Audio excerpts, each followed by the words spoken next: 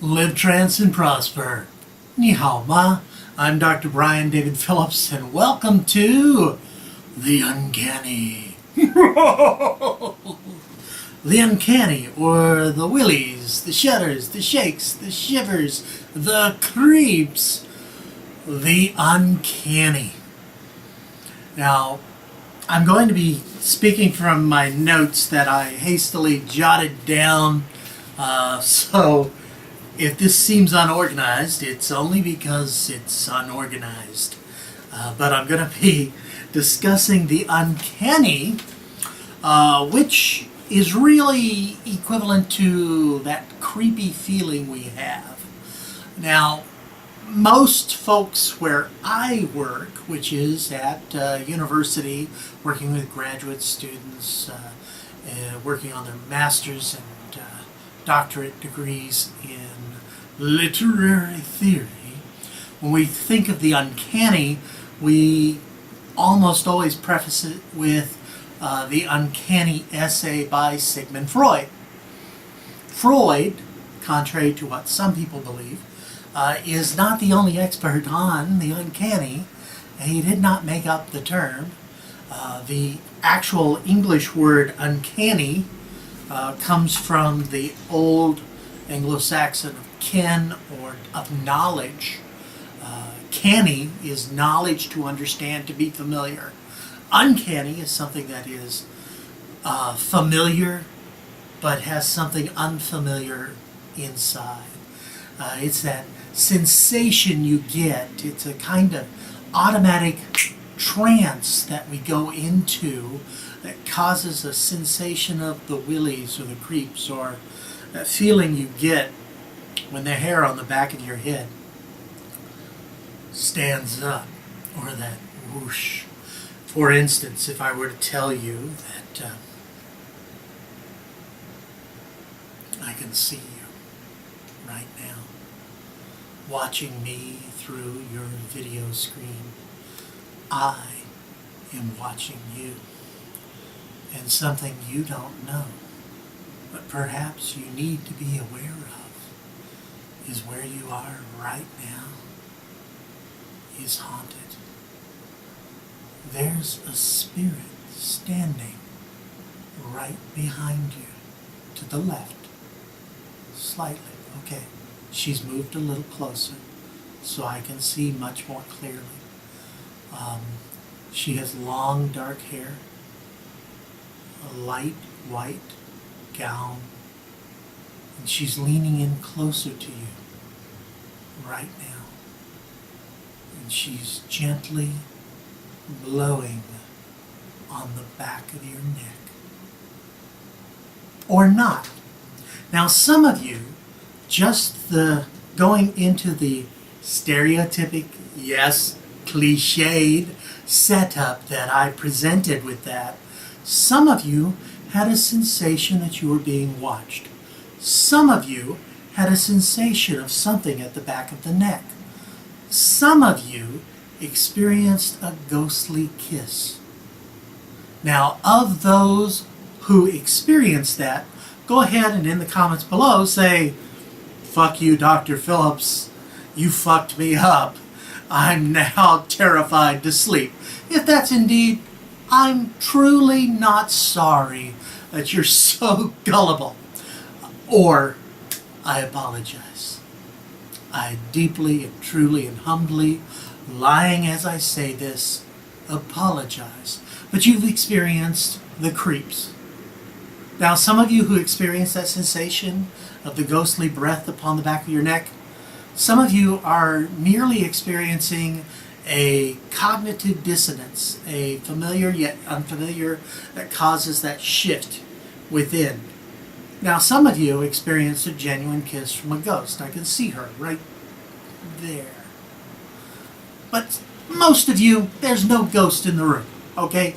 Most of you are completely and totally safe. Now, some of you didn't experience anything. That's only because you're heartless bastards. Or my setup wasn't strong enough for you.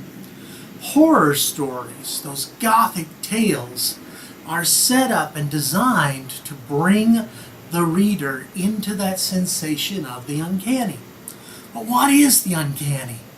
Where does it come from? Different philosophers, theorists, and psychologists have studied it. Neurologists have studied it. We first have mentioned in the 19th century, and earlier actually, the Brothers Grimm called it the Shudders or the Shivers, depending upon the translation of their works that you're reading in English.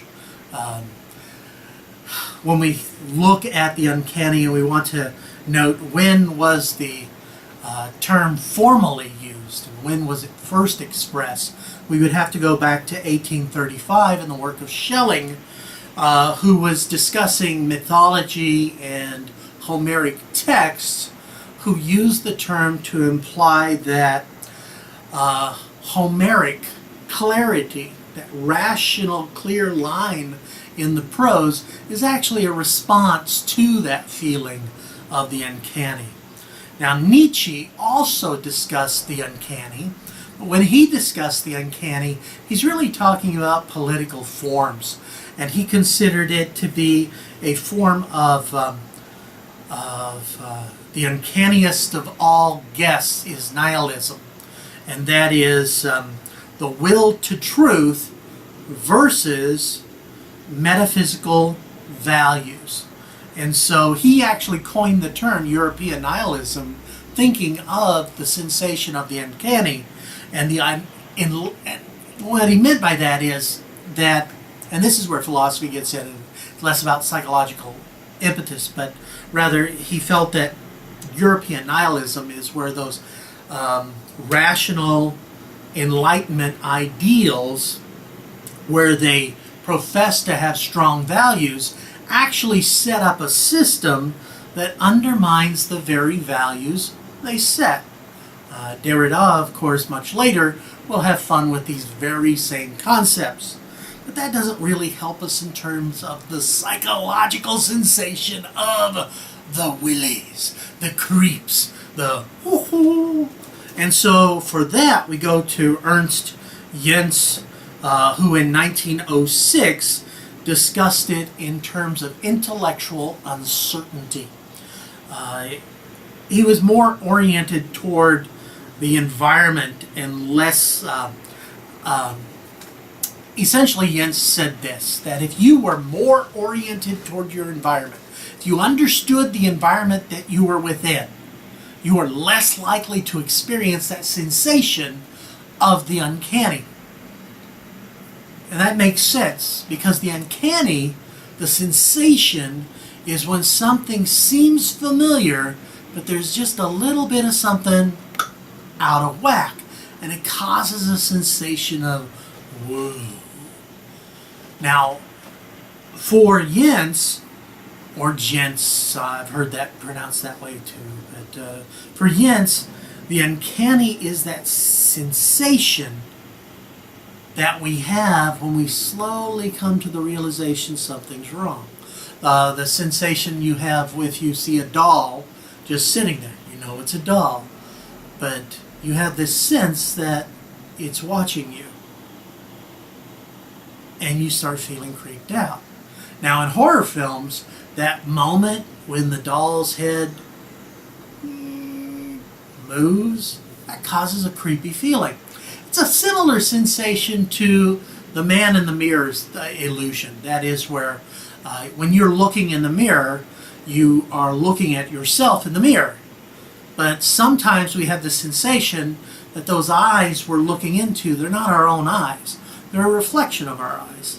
But there's something else, perhaps something malevolent behind them. And so we wonder, if we turn away, does the reflection turn? Or not? Who knows what evil lurks? So the uncanny can be that sensation of what I just showed there was blatant horror. But it can be a simple nefarious sensation. Now, what I like about the Ernst Jens essay is that he tells us how writers, and take that to dramatists and filmmakers and television folks, producers, whatever, how they create the sensation of the uncanny. And they do that to a great degree by enhancing uncertainty. Okay? And so the way for us to do this is to keep the audience focused on uncertainty. Because once we realize uncertainty and we solve it, the uncanny no longer occurs. This is why some horror stories, such as the writings of H.P. Lovecraft, have a sensation of the uncanny as we slowly begin moving toward discovery. But stories, fantasies, where we may have the same supernatural type creatures, are not horror. They don't have the uncanny.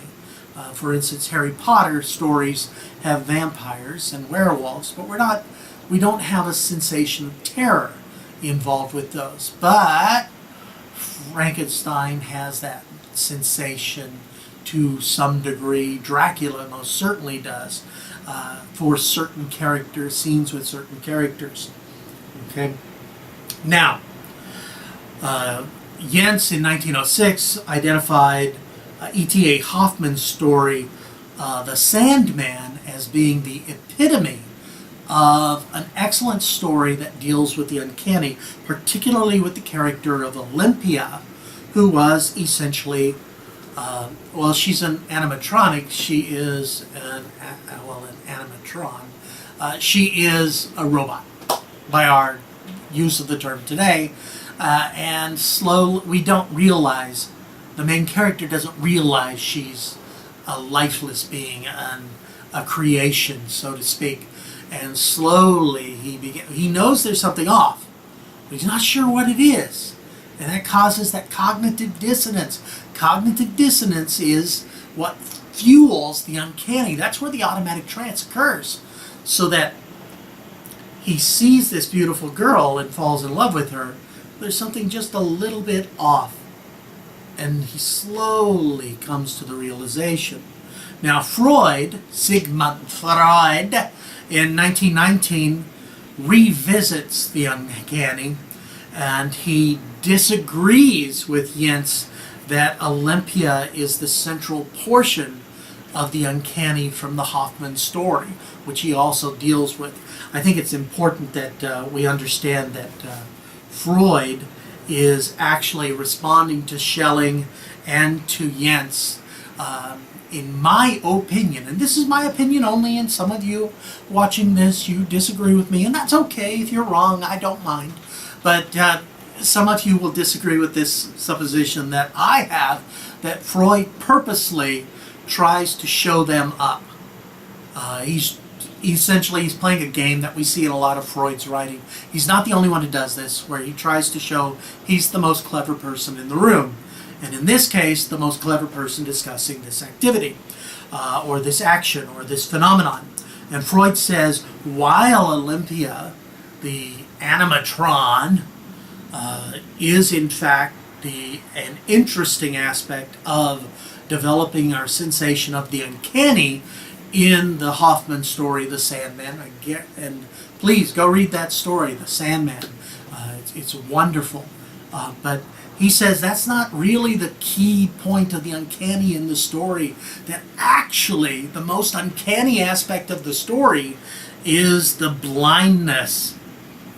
That is the character's fear of blindness, of being blinded, as being the most powerful aspect of the uncanny. I disagree. Now, this is the essay where Freud gets into the fear of blindness being akin to fear of castration. I've never bought that. I never, ever equate blindness and castration. Honestly, I think they're two separate things. Blindness is a fear that we all have. The idea of somebody cutting your eyes out is a damn scary thing. That's why when Oedipus, at the end of that play, Euripides pants, you pay for these pants, but when Oedipus pops his eyes out with spoons, that's terrifying to the Homeric audience, the ancient Greeks, and it's a pretty scary thing, but it's not really equated to castration. The visceral reaction is different. Sure, We shield our eyes when we see something horrible. We don't want that information coming in. That's not the same as blinding ourselves. If you watch a film, if you watch a motion picture and someone gets kicked in the testicles, a hard kick to the nuts, 80% of the men in the audience will reflexively, will instinctively cover their own testicles or groan or both. Okay, we have a sympathetic response to that. 80% of them will. The 20% who don't have that response, well, they weren't paying attention at that moment. They were eating some popcorn or talking to the girlfriend. They weren't watching. Had they been watching, they're gonna cover their balls and say, "Oh, please, gods, don't kick me there." All right?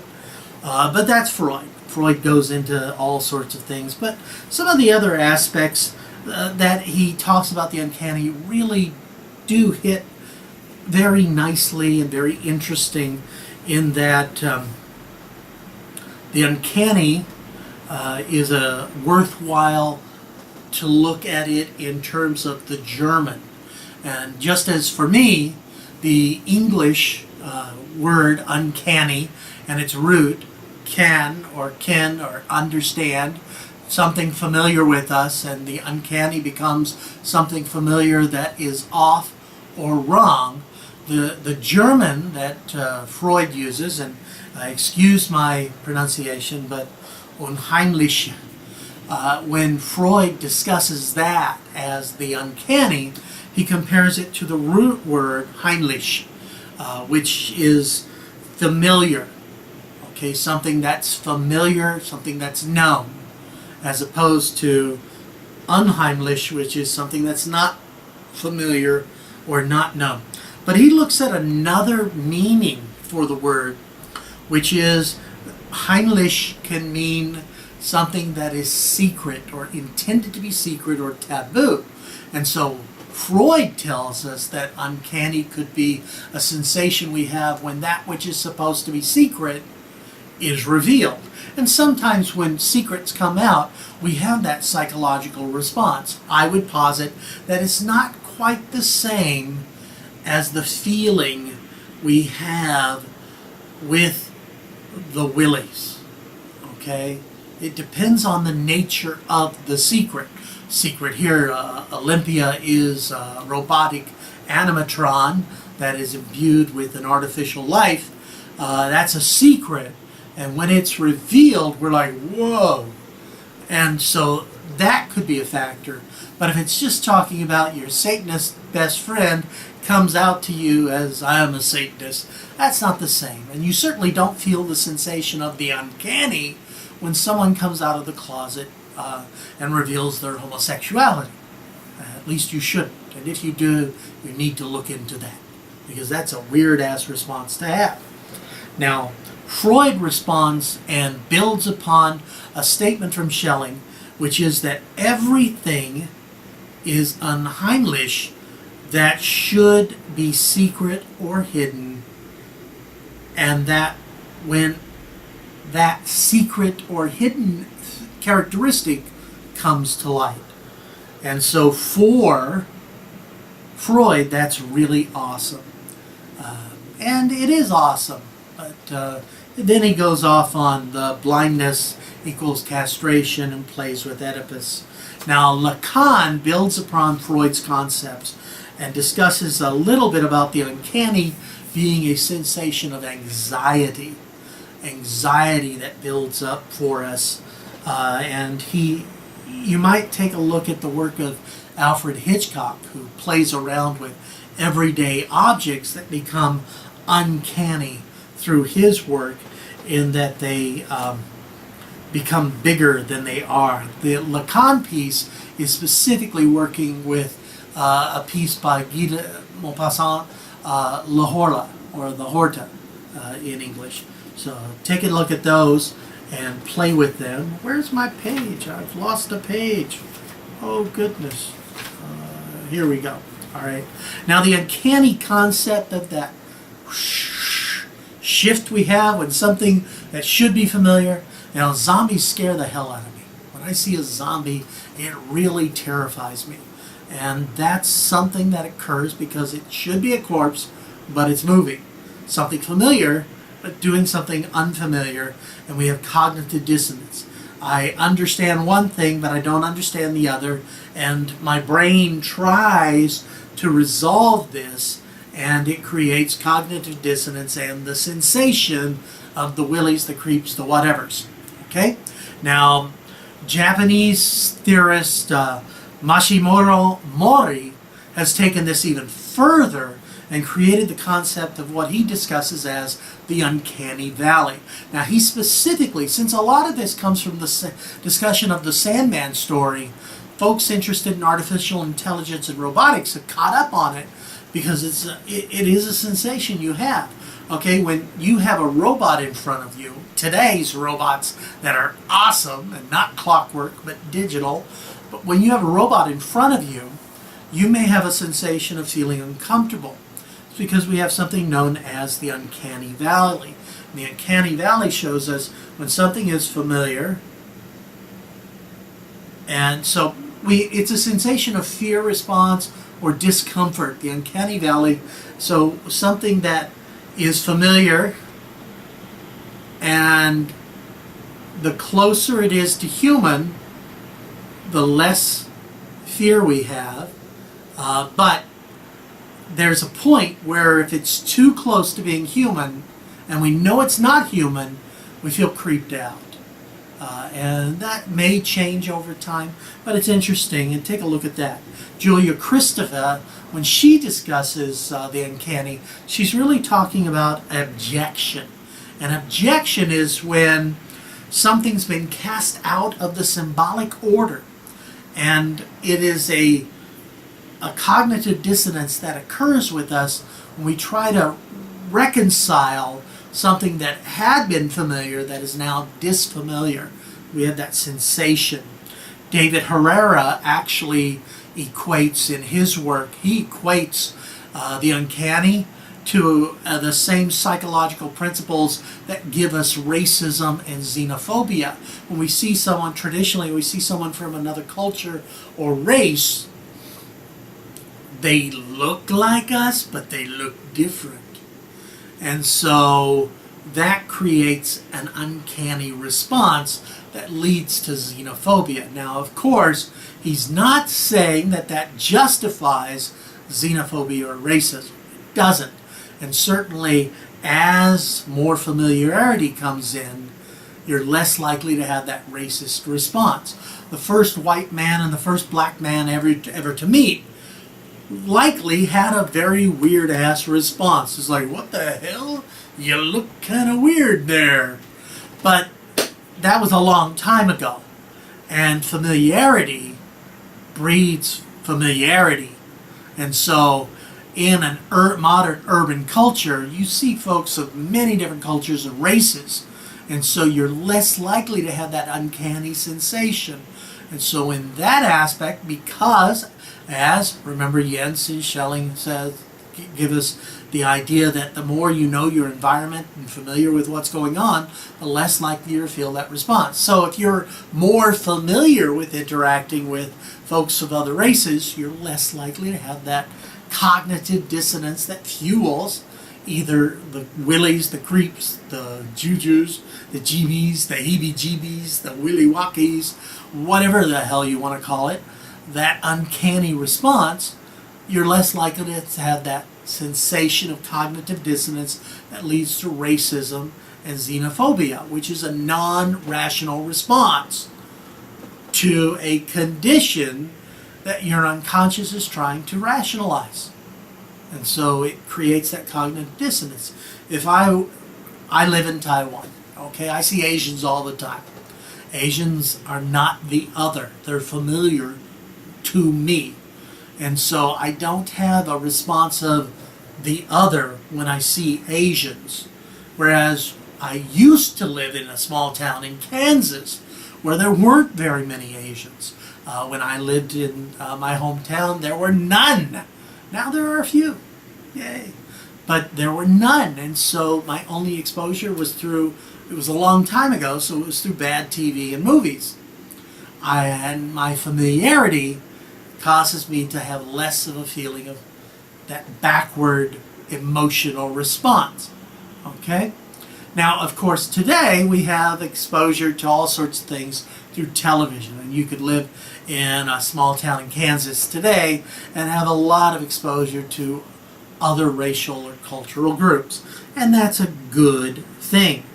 All right? And so, to recap, Das Unheimliche is uncanny, familiar, and Heimlich is the familiar or the something that should be secret, that we understand the secrecy of it.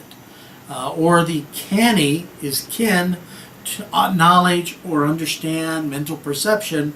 Uncanny then becomes something outside one's familiar perception. Now I mentioned Lacan and his take on the uncanny as being akin to a form of anxiety. William Barrett, and this is a wonderful quote from his Irrational Man. I'm stealing this from one of my grad students who's working on the uncanny at the moment in reference to a particular drama. But William Barrett said that anxiety is not fear, being afraid of a definite object, but the uncanny feeling of being afraid of nothing at all. It is precisely nothingness that makes itself present and felt as the object of our dread. And that really is interesting as a side note for the Lacanian approach. Now, let's move forward to more of the psychological issues. Now, I currently, at the time of this taping, I'm teaching a course in literature and fantastic. We're dealing with science fiction, fantasy, and horror. In our discussion of horror, we want to deal with the uncanny. Now, one of the greatest folks you can go to in the 20th and early 21st century on horror, of course, is Stephen King. And Stephen King tells us that horror, or terror, or fear, with a capital F-E-A-R, big fear. Fear can be broken down into 3 types of fear. Now, he's not talking about suspense here. That's a completely different discussion. But for King, there's the gross out, which is when you have disgusting or diseased things that cause a response. There's horror itself, when you have unnatural things or supernatural things that are part of the canon, part of something we would expect within that. And then you have terror. So gross out, horror, and terror. And terror is that sensation of the cognitive dissonance and the creeps. It's our sensation of coming home and discovering that everything you own's been replaced by an exact copy.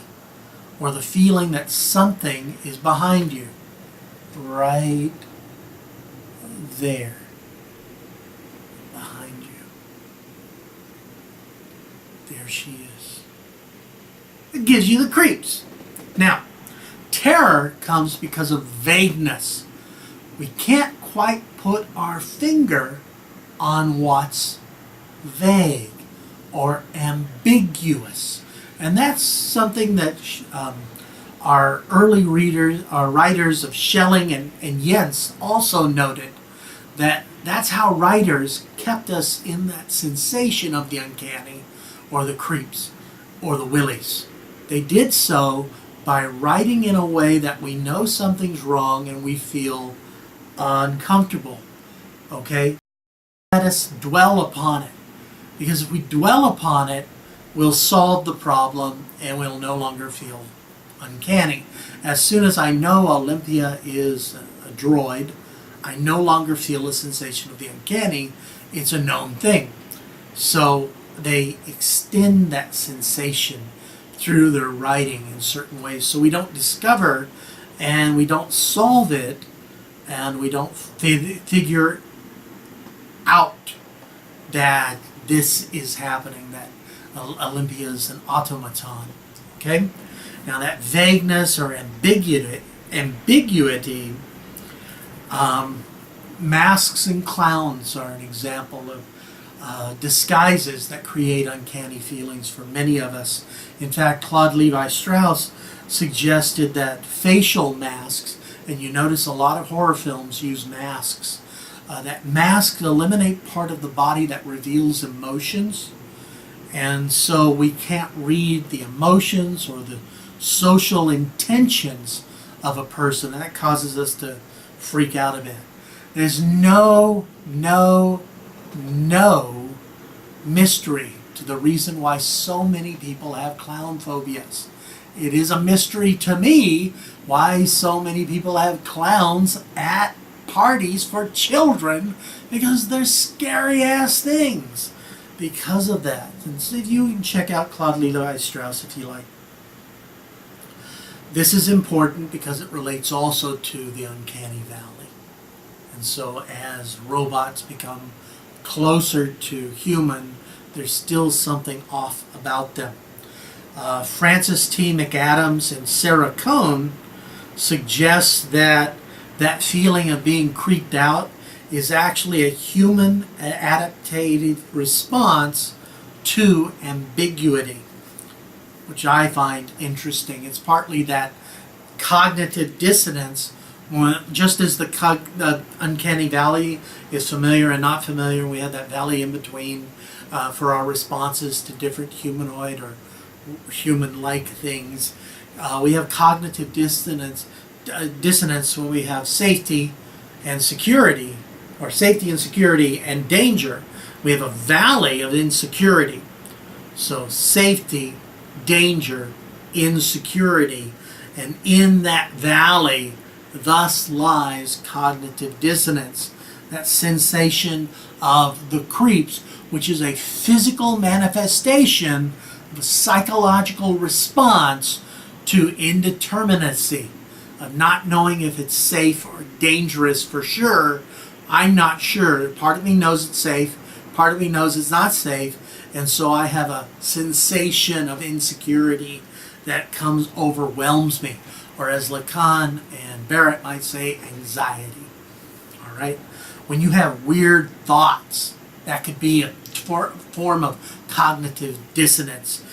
Jennifer Haynes talks about the high place phenomenon, where when someone's on a very high place, they might feel a sensation of something pushing them. Okay, or they may have thoughts of, I could jump, but I don't want to jump. And these thoughts come from nowhere, because your unconscious is dealing with this weird sensation. See, your balance is off, and your orientation is shifted. You know you're safe wherever you are, but because of the perspective, you feel as if you could be in danger. So what happens is, unconsciously, your mind pushes you back, wants to push you away from the edge, and you also interpret that, because your balance system is off, as a sensation of being pushed, which kind of freaks you out. It gives you the creeps. It's an interesting phenomenon, and it's kind of neat. Okay, there's all sorts of stuff I could go on. I think I've covered most of it. The uncanny is essentially the creeps. It's cognitive dissonance that occurs when you are safe, not safe, unsure what's going on, familiar, unfamiliar, unsure what's going on.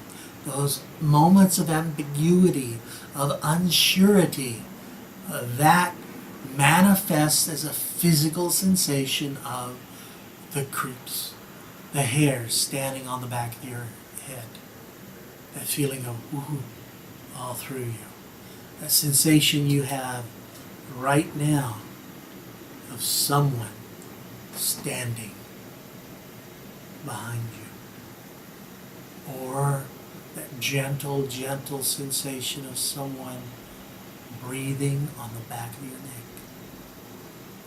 Or not. I hope you have enjoyed this a bit. And if you have, please click subscribe We're very happy to have you as a subscriber. Every once in a while, I post one of these webinars. Once a month, we have a webinar. I also have regular sessions, so Tuesdays, join us for the rants and the Hypno news. Wednesdays, tips and tricks in answering your questions, so comment, ask questions. Maybe your question is the one I'll use in one of those episodes. Thursdays is trance time. I guide you through an actual trance event. Instead of talking about it, let's do it. But either way, I hope you've enjoyed yourself, and I'd like to wish you well and pleasant dreams. Until next time, this is Dr. Brian David Phillips saying, live trance and prosper. Bye-bye.